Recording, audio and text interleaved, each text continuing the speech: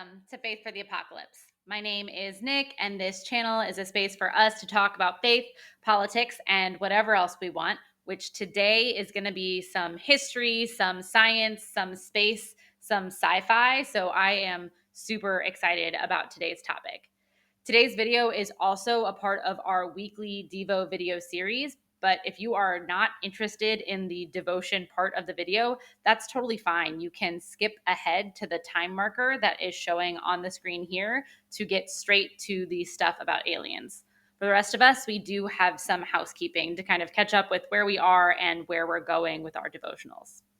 We have just finished our Gospel Against Empire series, where over the course of the Lenten season, we took a deeper look at the Gospel of Mark and its kind of revolutionary anti-empire message. If you are interested in sharing kind of those lessons and those videos, there is now a playlist on this channel that you can share out, and we will be posting a collection of those Lenten Devos on the website soon. So we've just finished this series where we were digging into the Bible, and we're actually starting a new series as we begin May, where we're going to dig a little bit deeper into our own history. This series that we're digging into is called How the Did We Get Here? And we are going to look at the movements that have been happening in the shadows and in the dark over the past 20, 30, 40 years in order to kind of bring us to this point of crisis in our country. We're going to talk about things like white supremacy and Christian nationalism and the kind of corporate takeover of religious identity. So it's going to be a little bit of a heavier series as well, which is why we're kind of taking a break today for the often promised but much delayed video on theology, philosophy, and extraterrestrial life. So we are kind of taking our foot off the gas in our Devos this week from the kind of political engagement that we've seen so far this year. That doesn't mean we should be also kind of stepping back from our social or political engagement in our everyday lives. In fact, this week is a fantastic opportunity for us to kind of get out into our communities and to participate in some direct actions to protest the changes that are happening as we're watching this kind of authoritarian and oligarchical takeover of our government. You see, Thursday is May 1st, which is also known as May Day or International Workers' Day. This is a holiday in all sorts of different places all around the world, but not in the United States, which is kind of funny because having May 1st as our International Workers' Day honors the anniversary of the Haymarket Riot or Haymarket Massacre, which happened in 1886 in Chicago, Illinois. This was a demonstration in support of the 8-hour day that was interrupted by a bombing that was ultimately blamed on anarchists. May Day all across the world is used as a day to celebrate the working class and the contribution of those who labor to our societies and to fight for more kind of equitable working systems for those people. This is a great chance for us to get out there, get in the streets, and have our voices heard. So I encourage you to check out the websites that are shown on the screen and are in the description below, as well as in your Devo packet this week to find some actions that you can get engaged in where you are. Now that we've covered all that, let's dig into our topic for this week.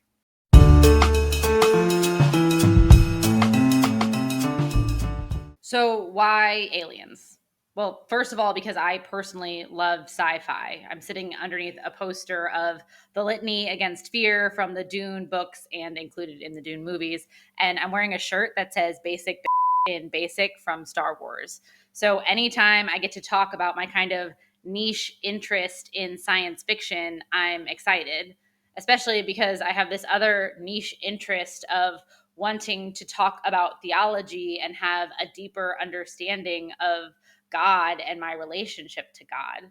And growing up in the Bible Belt in a place that was kind of debating and arguing about the role of teaching evolution to children, this deep interest in understanding and having a relationship with God and a deep interest in the universe and what might be out there felt like two kind of contradictory things. But I think really those two interests are one in the same. We, as kind of limited creatures who are very finite, have this deep desire to understand those things that are greater than ourselves. So we're talking about aliens and extraterrestrial life in a video that is normally about devotions, where we might be talking about the Bible or talking about God, because as we seek to understand the universe, we seek to better understand God. After all, what is God if not the universe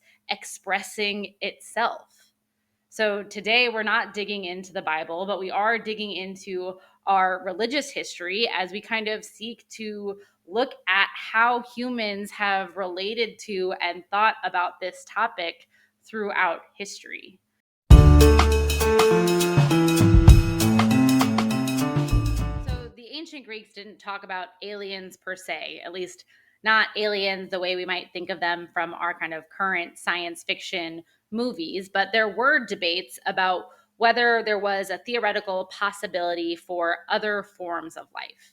You see, the conversation about other life forms for ancient Greeks wasn't a scientific or a religious conversation, but was rather part of a philosophical, metaphysical conversation about what the nature of reality truly is.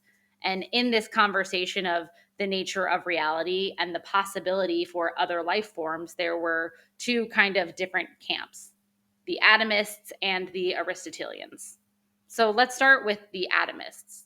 This is the school of thought from which we get the kind of contemporary term atom. And the atomists believed that the whole universe was made up of these smaller particles. These particles were the five elements, and everything that we know is made up of these five elements.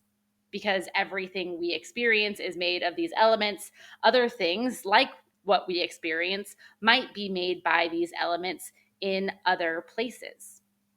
The philosopher Epicurus said in his letter to the historian Herodotus that there are infinite worlds, both like and unlike this world of ours. We must believe that in all worlds there are living creatures and plants and other things that we see in this world. This description feels oh so modern and very much kind of like a multiverse theory of the universe in which there's this plurality of difference that is possible out there. This perspective is not one that is followed by Plato or Aristotle. Both Plato and Aristotle say that there is only one world, and that is the world that we are here and experiencing. According to Plato, there are these kind of divine forms of perfection.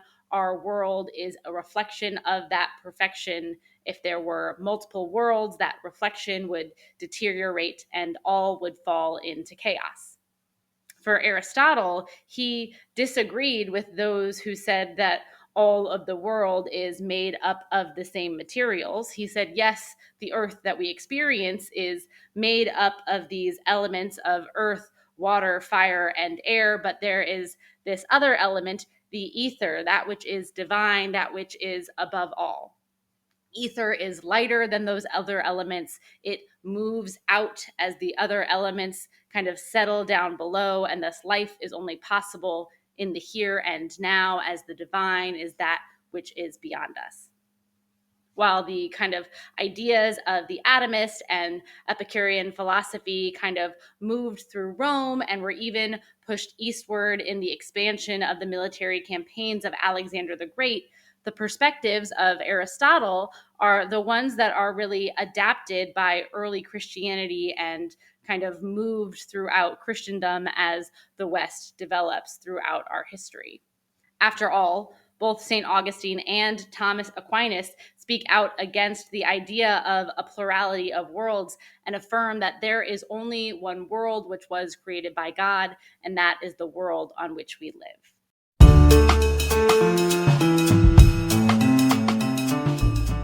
The belief in the possibility of other life forms is considered heresy, so any possibility for a conversation of extraterrestrial life goes underground until the Middle Ages.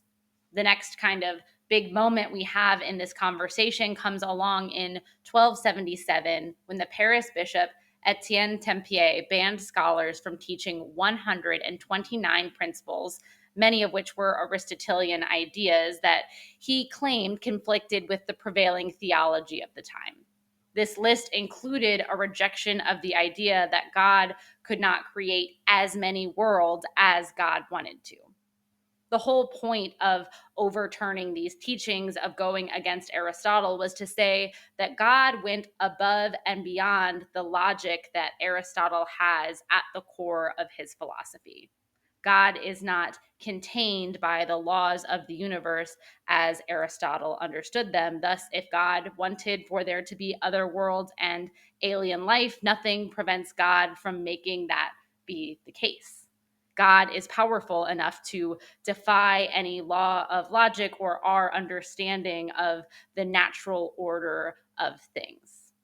The punishment for teaching this banned content was excommunication. So all of a sudden, the door for conversation of multiple potential life forms on multiple potential worlds as a topic of theological debate is once again opened. In the 15th century, this conversation is picked up again by Nicholas of Cusa, who talks about the idea of other life forms. But instead of speculation about some kind of theoretical world that is essentially kind of disconnected from wherever we are living right now, he imagines other forms of humans, animals, and plants on other planets in other solar and stellar regions. For Nicholas, the earth is not the center of the universe. God is the center of the universe, and other planets can exist among other stars. Now, this is still a very radical and dangerous view to hold over 100 years before the Copernican Revolution even comes about. Now, this kind of opens up another interesting theological question for us. If there is other life on other planets, did the death and resurrection of Jesus here on this planet Earth redeem all life out there on all potential planets? Now, this question is picked up by the French theologian Wilhelm Verlong, who reasoned that other planets wouldn't require the same kind of redemption as we did here on Earth. Because here on Earth, we are the descendants of Adam and Eve. We carry something from that kind of original sin, that fall in paradise that Jesus kind of had to save us from. But surely other planets that didn't experience that fall wouldn't require that same redemption. Based on Wilhelm Verlong's logic, God wouldn't be just kind of repeatedly manifesting God's self over and over on all of these different planets to die in order to save each different world. Surely there's something that's kind of unique and messed up about us here on Earth that we required that. So perhaps those other planets are planets of paradise.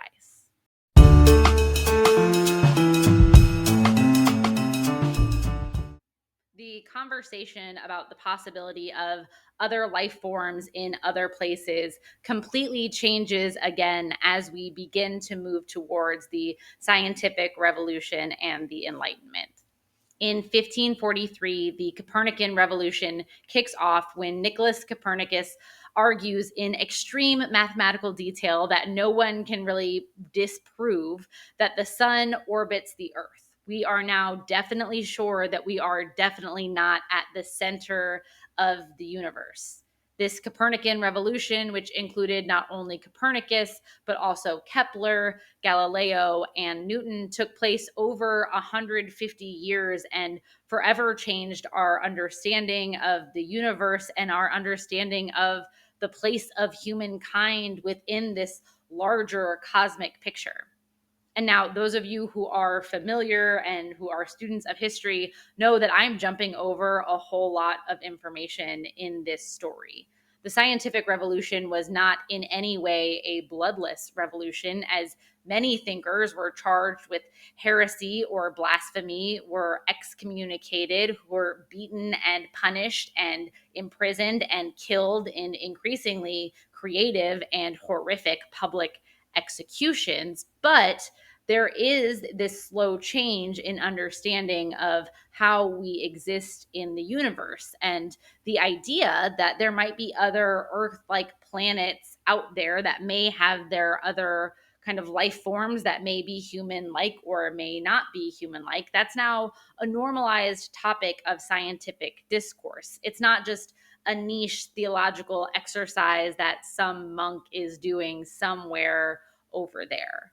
And by the time we get to the 18th century and get to early modern philosophers like Immanuel Kant or Alexander Pope or Thomas Paine, all of these thinkers that are really kind of at the foundation of a lot of American political philosophy, they all accept this plurality of worlds as a part of the scientific, realistic worldview. The reality is there are many planets and there may be life out there. Other life may exist, and these scientific questions on the topic move away from might there be aliens towards studying the universe to better understand and seek out conditions that might be needed for life or evidence that extraterrestrial life really does exist. And if you've been following the news, you know that our government has released more information than ever before to let us know that there is very likely extraterrestrial life out there. We very likely are not alone.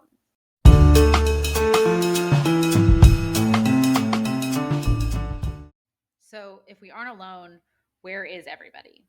This is a question that was asked by physicist Enrico Fermi in 1950, and it's now known as the Fermi paradox, the discrepancy between the lack of conclusive evidence of intelligent alien life forms despite the apparent statistical high likelihood of its existence. The chain of reasoning goes like this. There are billions of stars in the Milky Way that are similar to the sun. So there's a high probability that some of those stars have Earth-like planets in a habitable zone that could support life like our planet. Many of these stars, and hence these Earth-like planets, are much older than the sun, so some may have developed intelligent life a long time ago. Some of those that did have intelligent life may have civilizations that may have developed interstellar travel. After all, that's a step human beings are investing in, so other life forms may do the same. Even at the slow pace of envisioned interstellar travel, the Milky Way galaxy could be completely traversed in a few million years. So, since many of the sun like stars are billions of years older than the sun, the Earth should have already been visited by extraterrestrial civilizations, or at least their experimental probes. But as of 1950, and for many still today, there isn't convincing evidence that this has happened, that we have proof of intelligent extraterrestrial life. So, if there's such a high likelihood that life is out there, why haven't we come into contact with it? Well, there's a lot of theories that are possible. The first is that there aren't any aliens to find, that we are completely unique and we could be the only form of life in this universe. Or it could be that there are other forms of life, but they aren't intelligent like us. Or maybe they are intelligent like us, but they lack advanced technology and have never been able to get to a place where they could travel to find us. Or maybe for some less optimistic possibilities, maybe intelligent life always self destructs. After all, we are at war with one another and we are destroying our planet. Maybe that's what intelligent, self conscious life does every time. Or maybe the universe is just a dangerous and deadly place. Asteroids crash, tectonic plates move. Maybe the universe just tends towards chaos in a way that doesn't support life in the long term. Maybe space is big and huge and other intelligent life is out there searching, but they haven't stumbled across us yet. And maybe we haven't been looking long enough. 80 years is not very long to be on the scene of space exploration. Maybe we just haven't found that proof that is right in front of our noses. Maybe we're not looking in the right places. Maybe they've gone in other directions. Maybe their technology is too advanced and we can't sense it, or maybe this other life is in some other form that we don't yet understand. Maybe it doesn't meet our expectations of what life is. Or maybe alien life is out there and it is aware of us. Maybe we are so far beneath its intelligence that we are not worth paying attention to. Maybe there is a paternalistic view and we are trying to get to a point of technological development where they would pay enough attention to us to invite us into some kind of intergalactic federation. Or maybe they are watching us and preparing to take what we have. There are some even more frightening views. There is one that comes from the sci-fi series, The Three Body Problem, that we live in a chaotic universe, that our world is a small speck in a dark forest, that at some point we may attract the attention of extraterrestrial life, but extraterrestrial life is dangerous and far beyond our expectations, and it is much safer to be quiet and to go unnoticed. I think for myself and a lot of people, when we use our rational brains and think about extraterrestrial life, that's the perspective we have. I love thinking about whether or not extraterrestrial life exists, but I'm not in a rush to have a close encounter of any kind. I think we're drawn to sci-fi, to stories of alien life and these kind of interspecies dynamics, because we have a lot of questions about ourselves, about who we are, about how we fit into this confusing and chaotic world. I think these cosmic backdrops allow us to ask really intimate and really close questions.